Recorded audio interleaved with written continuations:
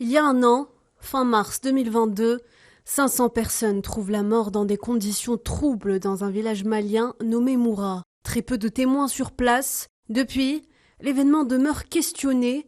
Pourtant, ce massacre fera grand bruit, incitant même les Nations Unies d'ouvrir une enquête. La conclusion est sans appel. L'armée malienne et les forces paramilitaires russes Wagner seraient responsables de ce massacre de civils dans un rapport rendu public le 12 mai dernier. Réfuté, Bamako a démenti et surtout fermement condamné les propos de l'instance onusienne, allant jusqu'à même les qualifier de récits fictifs. La réponse malienne ne s'est pas fait attendre. Une enquête fait état d'espionnage et atteinte à la sûreté extérieure de l'État. Elle menace les agents onusiens de poursuite.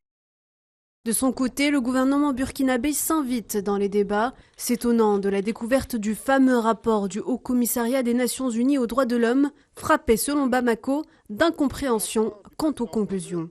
Dans la foulée, un communiqué signé du porte-parole du gouvernement burkinabé, Jean-Emmanuel Ouédraogo, à travers duquel les autorités de la transition estiment que les forces combattantes maliennes ont mené avec succès une opération militaire d'envergure dans la localité de Moura, courant mars 2022, avec comme but principal de neutraliser plusieurs dizaines de terroristes. Ouagadougou a dénoncé une approche des droits humains à géométrie variable qui consiste pour les Nations Unies à observer une complaisance suspecte face aux exactions des groupes terroristes et de condamner les actions des armées des pays du Sahel.